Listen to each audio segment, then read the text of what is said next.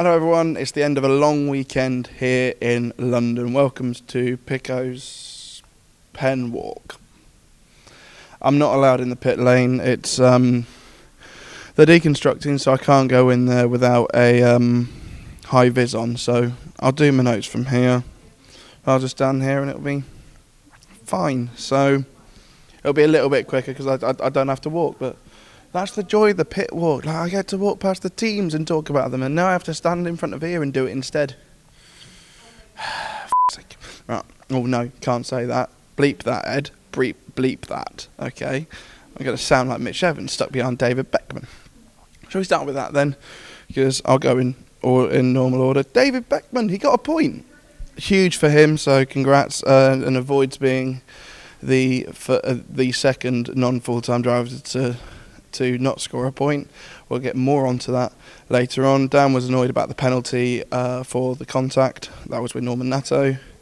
Believes it was a racing incident, but he's delighted with this season, and believes that next year, even though that powertrain will be 4 years old next year, will still be decent. Right. Moving on to Mahindra. Mortara got taken out. Almost immediately, he just fell back through the field, and that was that. He had some contact into turn one, and that was him done for the race, which was a shame. But Nick de Vries picked up his second in a row, which elevated him up to 7th in the championship, which was fantastic for him.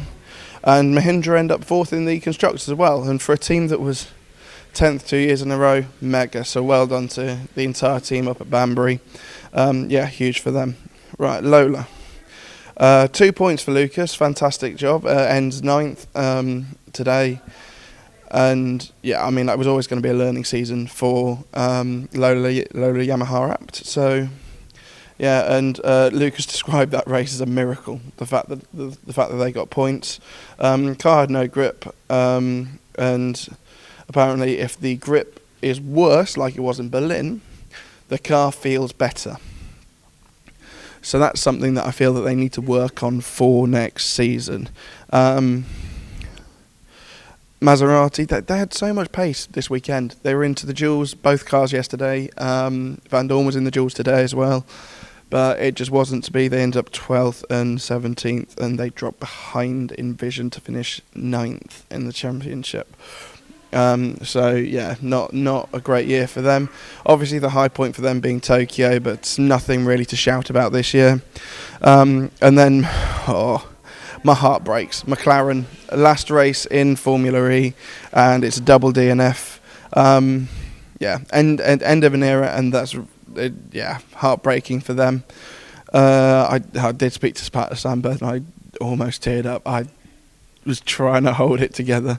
Because he was my first interview in this paddock, and so I think that was hard for me personally as well. But he's really proud of the team, and he said today to other people that he proves that he's still quick, and he is hopeful for the future, even though it's looking rather evident that he won't be in the paddock next year as a driver.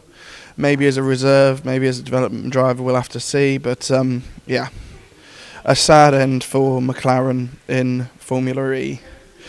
Envision, and this is astonishing for a track that you can't overtake at. Sebastian Buemi started 19th and finished 3rd, and this year's just genuinely been incredible for Seb Buemi. The fact that he, ever since he got that win in Monaco, it's like he's a man reborn. He's come back from everyone saying at the start of the year. I think start of the year was like, this probably is Buemi's swan song.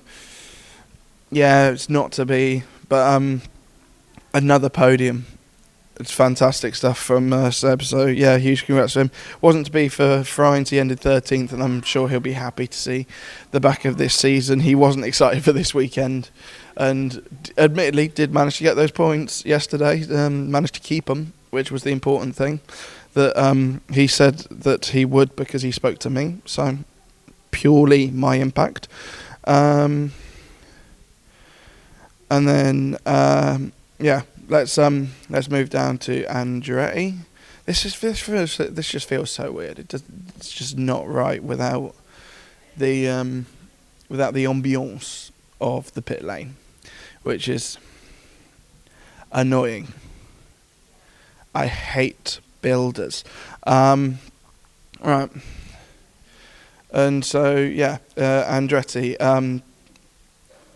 Obviously, Nico Muller. He was running all right. He was running up there in the top 5.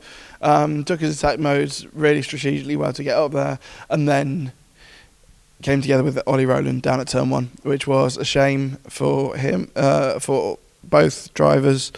I'm not sure if that went under investigation. I don't have any notes on here that says otherwise. Dennis finished 4th. That's a solid result to end a year that's. He's been unlucky because he coulda, woulda, shoulda won in Jakarta, but it's not been a stellar year from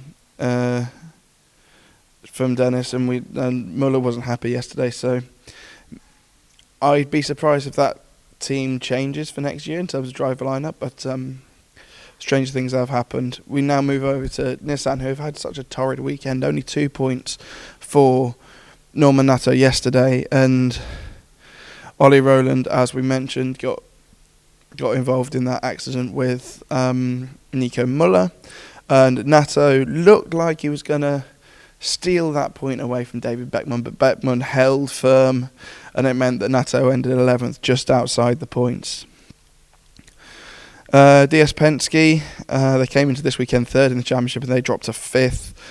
Gunter finished 7th today, Jev 15th, which was somewhat uncharacteristic from Jev because he's had such a consistent season across the board. And that's why he's finished. I think it was 6th in the championship. I haven't really checked. I should have done, but 15th for him today, and so not a great race. Porsche, champions of the world, and that was confirmed halfway through the race when Ollie Rowland went out, and so they got the manufacturers and the teams championship. Good drive from Da Costa to recover. He was super happy with the championship, and from what I've heard, from what we've been told, it's about 50-50 whether he stays on with Porsche or not next year. So we'll have to see what comes of that. Wehrlein was leading, but and was up in the not leading because Cass led that from start to finish, but he was up in the top group for the vast majority of that race, and then fell through the field. He had damage to the front, which changed the balance of the car and just made it feel all weird. So he dropped back through the field.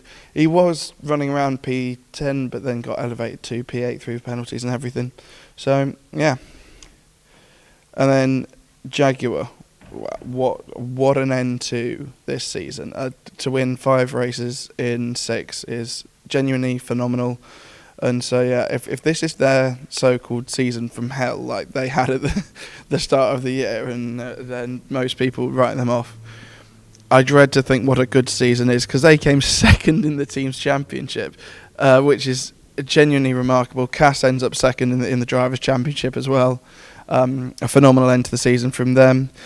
I think Cass will. I've made a note here saying that Cass will want Nana Cassidy to come to every race, because Nana Cass, you will have seen on the broadcast today, they're celebrating at the bottom of the podium for both races. So yeah, spoke to Mitch. He was dejected with the result and felt like the team weren't sort of helping with him. I mean, like, obviously we heard the radio messages and everything like that, and so not happy with the team at all. But he's optimistic for next season because obviously they won 5 in the last 6, and so he will get a new teammate for next year. Cassidy moves on, and that is that really, which is a lot quicker when I'm not having to ramble down the pit lane because. It's a long walk and I'm just standing here. But I'm gutted I weren't able to walk down the pit lane because that's way more fun. But alas, I am here in the pen. Will be one of the last to leave. I mean, everyone else from FEZ has gone, so I'm genuinely the last one. But yeah, no, from Jack and from Jasmine, from Aisha, from everyone who's been on FEZ this year, thank you so much for being part of our little group. Don't forget to join the Discord, and also tomorrow night FE Bar, where Jack and myself will be looking back at this weekend's race, and you can have your say as well. Get in the Discord, get in the call. We will hear your views, especially if you were here. Come because we wanna hear what you want to say. Right, thanks for your company in season 11, and we'll see you for a brand new season in pre-season testing in October, and the first race, my brother's birthday, December the 6th in Sao Paulo. Bye bye.